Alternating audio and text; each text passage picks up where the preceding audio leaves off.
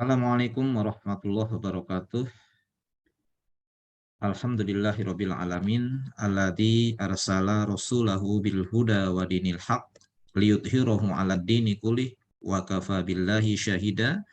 Asyhadu an la ilaha illallah wahdahu la syarikalah wa asyhadu anna Muhammadan abduhu wa rasuluhu la nabiyya ba'dah. Ikhwatul iman rahimakumullah. Alhamdulillahirabbil alamin. Bersyukur kita kepada Allah SWT pada pagi hari ini kita dapat berkumpul kembali dalam liqa virtual yang telah kita sepakati bersama. Mudah-mudahan kehadiran kita senantiasa akan memperkuat iman dan Islam kita, ketakwaan kita kepada Allah Subhanahu wa taala dan menjadikan kita sebagai mukmin dan muslim yang kuat imannya.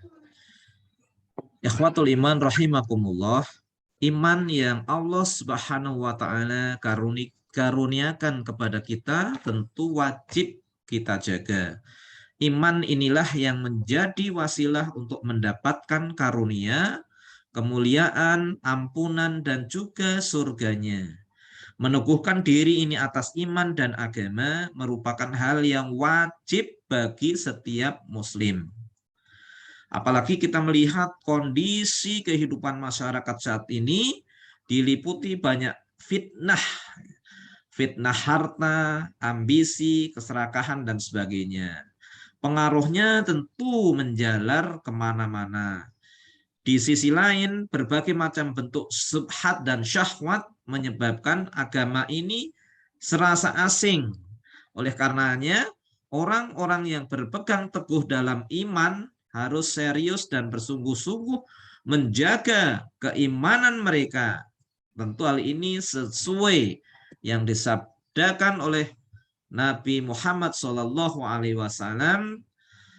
al-qabidhu ala dinihi kal-qabidhi alal jamri. Orang yang menggenggam berpegang teguh terhadap agamanya bagaikan orang yang menggenggam bara api. Hadis riwayat Ahmad. Namun demikian, banyak juga umat Islam yang tidak peduli dengan iman dan agamanya, sehingga mereka lalai dari kebenaran dan abai dengan amal kebaikan. Kondisi ini seringkali menjadi penyebab timbulnya kerusakan di masyarakat. Contoh kecil dalam hal ini adalah mulai tak pedulinya sebagian orang terhadap etika, akhlak, dan juga tata krama. Ketika kerusakan mulai menjadi gejala umum di tengah masyarakat, bahkan cenderung dimaklumi sebagai hal lumrah, mempertahankan keimanan adalah pekerjaan yang berat. Situasi ini terkadang menjadikan hati mudah berubah. Rapuhnya hati bisa jadi karena keadaan, bisa karena kebodohan, atau juga bisa karena ketidakpedulian terhadap keimanan ini. Rasulullah SAW bersabda, la qalbubni adama asyaddu inqilaban minal kidri idza jtamat ghalya. Sesungguhnya hati anak Adam itu lebih keras goncangannya daripada periuk ketika airnya mendidih. Hadis riwayat Ahmad dan Al-Hakim. Rasulullah SAW juga memberikan perumpamaan lain terhadap hati yang mudah berubah-ubah. Innama sumiyal qalbu min taqallubihi innama masalul qalbi kamathali rishatin fi syajaratin yuqallibuha raihul dohra libatni. Hati disebut kolbu karena sifatnya yang mudah berbolak-balik atau takolub. Sesungguhnya perumpamaan hati ini bagikan sehelai dedaunan di pohon yang dibolak-balikkan oleh angin. Jadi bolak-balik mudah terombang-ambing. Malam niat baik, paginya tidak dilaksanakan atau malah berniat jahat dan sebagainya, atau melakukan hal yang tidak sesuai dengan yang diniatkan. Ini berbolak-balik hati kita. Jadi sangat cair sekali. Seorang penyair berkata sebagai berikut, wama summiya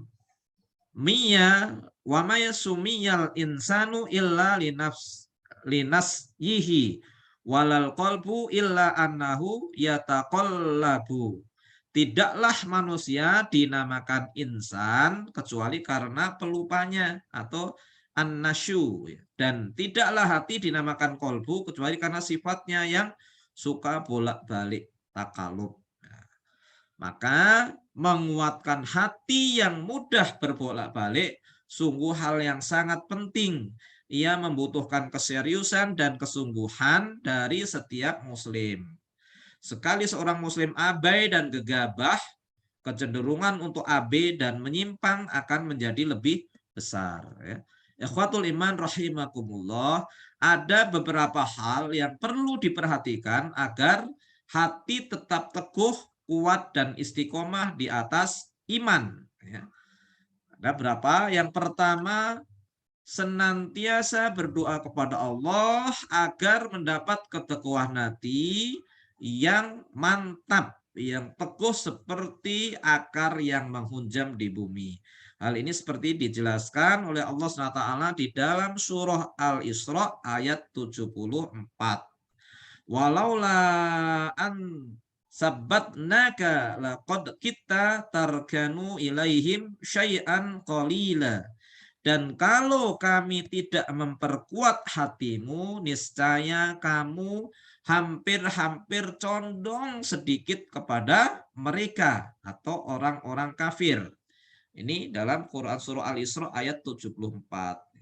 Ayat tersebut menunjukkan bahwa untuk mendapatkan keteguhan hati di atas agama Allah, setiap muslim harus mengupayakannya dengan senantiasa berdoa. Rasulullah mengajarkan doa kepada kita agar hati kita tetap teguh, ya, dengan doanya yang sangat mutawatir. Allahumma musarrifal qulubi sarrif qulubana ala ta'atik. Ya Allah, zat yang membolak-balikkan hati, palingkanlah hati kami untuk mentaatimu. Artinya palingkan hati kita untuk senantiasa mentaati Allah SWT. Hadis riwayat Muslim.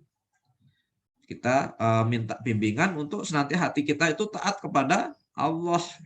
Yang kedua, beriman kepada Allah dengan keimanan yang benar. Artinya berusaha sesuai dengan kemampuan untuk senantiasa melakukan amal-amal soleh sebagai bukti iman. Lalu tentunya menjauhi amal-amal yang tidak diridhoi oleh Allah SWT. Allah dengan bijak menasihati kita dengan firman-Nya, walau annahum fa'alu ma yu'aduna bih lakana khairal lahum wa asyadda tasbita.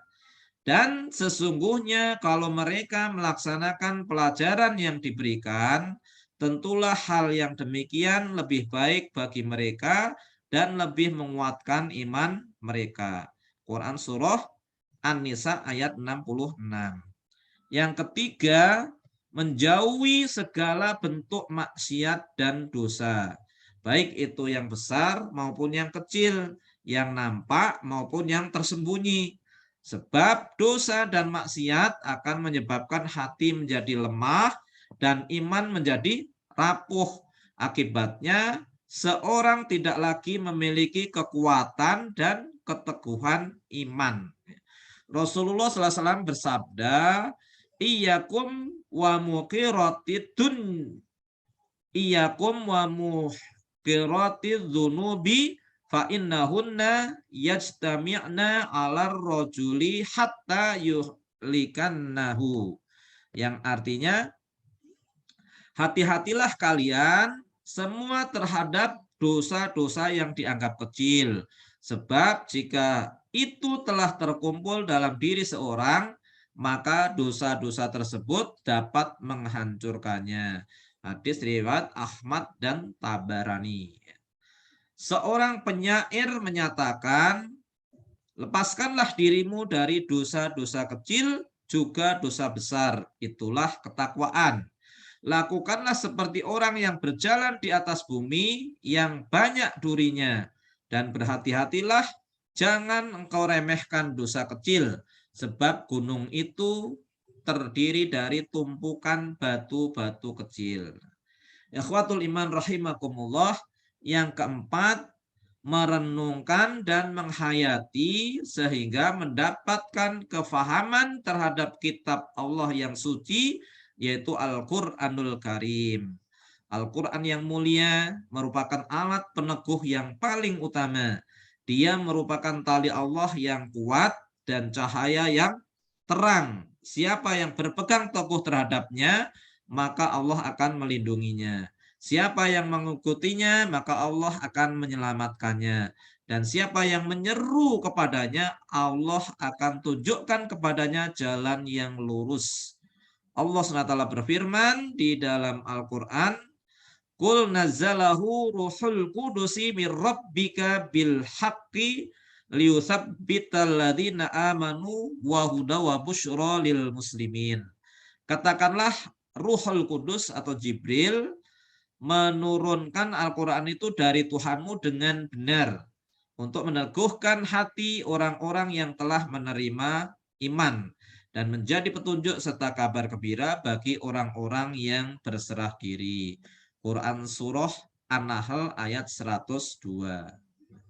Ikhwatul iman rahimakumullah, pada dasarnya tidak ada seorang pun yang dapat lolos dari godaan setan. Itulah sebabnya banyak orang gampang terjerumus ke dalam kesesatan. Di antara faktor yang paling kuat adalah lingkungan. Oleh karena itu, sebagai tambahan, sarana untuk meneguhkan hati adalah senantiasa berkawan dan bergaul dengan orang-orang soleh, ya, terutama para ulama-ulama yang memiliki ketakwaan yang murni serta ilmu yang luas. Sebab ketika bergaul dengan ulama, kesalahan-kesalahan yang kita lakukan akan dikoreksi dan diingatkan. Mereka tidak akan segan menjelaskan yang subhat dan menerangkan yang samar. Selain itu, kita juga bergaul dengan sesama muslim yang senantiasa tawasabil haq wa tawasabil sober. Maka kita membentuk likok-likok, ya, pertemuan-pertemuan, ya, semacam ini, ya, berempat, berlima, berenam, bertujuh, sampai maksimal bersepuluh. Untuk apa? Untuk saling mengingatkan dan menguatkan, ya, iman kita, Islam kita, dan juga menguatkan kehidupan kita akan persaudaraan kita, ya, yang saling asah, asih, dan asuh. Untuk apa? Untuk satu tujuan, kebahagiaan kita hidup di dunia dan akhirat.